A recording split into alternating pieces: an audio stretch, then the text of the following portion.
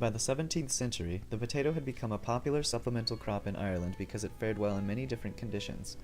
As tenants were given smaller and smaller portions of land, the potato became the predominant crop. Between 1845 and 1846, potato harvest decreased by 70% due to potato blight. Although the famine occurred over 150 years ago, it still deserves our attention because, emotionally oversimplified, it was a symbol of exploitation of a whole nation by its oppressors, but it was also much more. There were many economic and social injustices that affected the severity of the famine. What is obvious about social justice today may not have been obvious in the 19th century.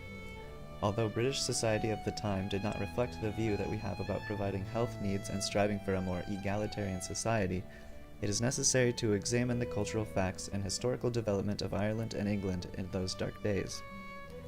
We must understand how people viewed the suffering of others and what they thought was owed to these others based on goodwill or justice. To what extent Daniel's theory of social justice applies to the Irish society is subject to the 19th century understanding of social order. In this time period, society was structured by social classes, and normal opportunity range was restricted to the political and social freedoms granted by this social order. Those who controlled the land held considerable political power, while representation for the poor tenant farmer was non-existent. Catholics made up 80% of the population of Ireland, and the majority of these Catholics were impoverished. Poor health and poverty were equally synonymous with a moral incapability to be self-sufficient. Laissez-faire economics meant non-intervention of government in the market. The belief was that supply and demand would take care of all human needs. In a just society, we owe each other a certain level of health so as to maintain fair equal opportunity. Although specific challenges to maintaining fair equal opportunity exist, it can be deemed fair if it is discussed and decided on by a deliberative process and inequalities work to the welfare of the most disadvantaged in society. If food is a commodity, and it is distributed largely to the people who have the means to pay for it, were the British holding back from the Irish, who had a greater need for it? On the other hand, if the Irish had a choice of which crop to grow, wasn't it their fault for primarily using the potato? And therefore, were they not responsible for their own famine? How just was society in 1847, and to what extent did the British believe in a theory of justice to provide relief? To get an idea of what normal opportunity range the Irish did have, we must look at the enforced repression and discrimination of the Irish people, known as penal laws. Until the late 18th century, English Protestants subjected Irish to penal laws which meant to discriminate against Catholics. Catholics made up 80% of the Irish population and nearly 100% of the impoverished workforce of Ireland. They had been prohibited from owning and leasing land, voting, holding public office, living within 5 miles of a corporate town, obtaining an education, and entering a profession. It is reasonable to assume that although these penal laws were withdrawn before the famine, injustices still prevailed against the Irish Catholics, and there were many economic and social injustices that were a result of the penal laws. For instance, when parliaments merged and Ireland and Britain became the United Kingdom of Great Britain and Ireland under the Acts of Union of 1800, Irish Catholics were still not allowed to hold public office until 1829, but it was the combination of penal laws, lack of legal relief, and dependence on the potato that increased suffering during the famine.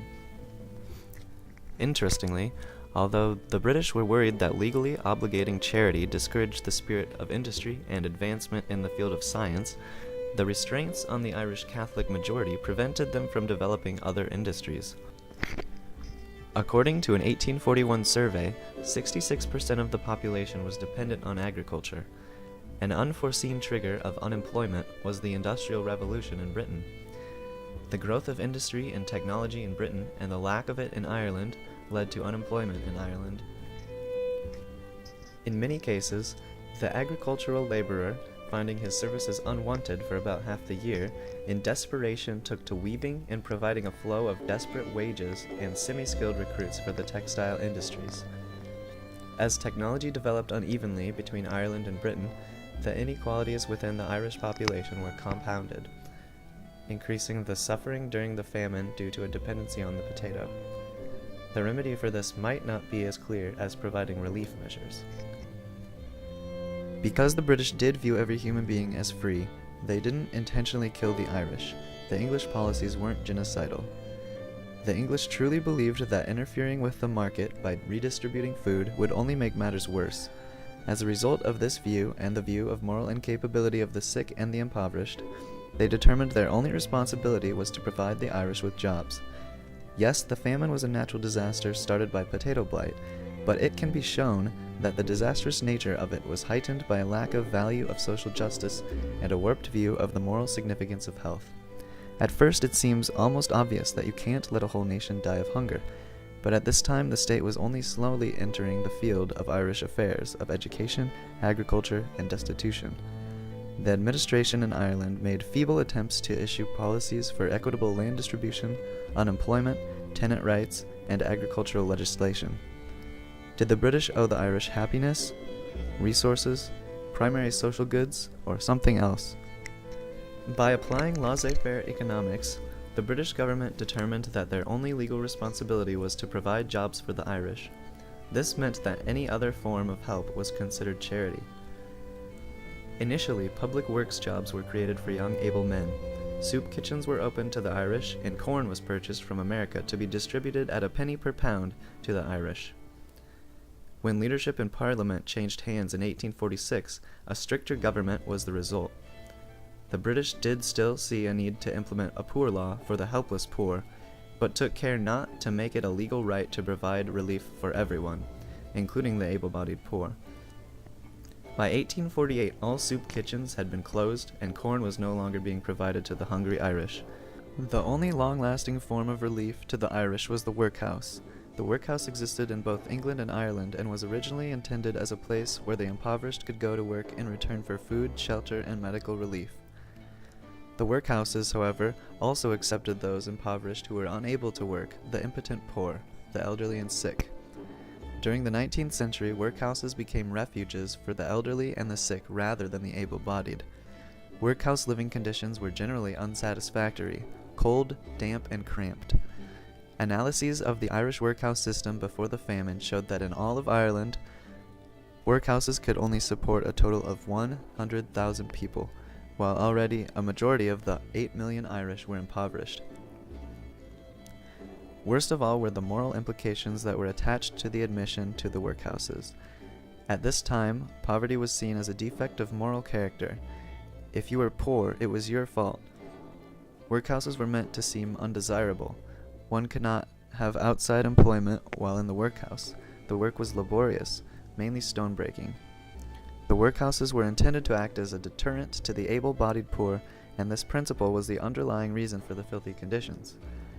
The workhouse test worked on the principle that the poor relief would only be granted to those desperate enough to face entering the repugnant conditions of the workhouse. If an able-bodied man entered the workhouse, his whole family had to enter with him. The English believed that anyone who would readily accept relief in the workhouse must lack the moral determination to survive outside of it. Children were educated to the lowest standard and by unpaid teachers in the workhouses. Thus, poverty relief was not seen as legal obligation, rather merely an act of charity. Attempts at medical relief were provided. For example, there were staffed doctors and an infirmary did exist. However, overcrowding increased so much that it was hard to effectively isolate the sick from the healthy. It was often the case that admission to a workhouse meant an exchange of death by starvation for death by disease. In the beginning of this class, we all asked whether inequalities should be fixed from the top down or bottom up. This scenario in history shows that relief due to a disaster from the top down or governmental approach is not always effective and can make the problem worse. Penal laws and more generally discrimination against a group of people affect our choices and have inevitable far-reaching effects. The importance of representation of all classes and societies with a clearly defined class system is obvious. Today in democracies like ours, lines between classes become grayer but arguably still exist. If classes still exist, but the lines between them are grayer, it would make sense that fair representation of all classes could still be an unresolved issue.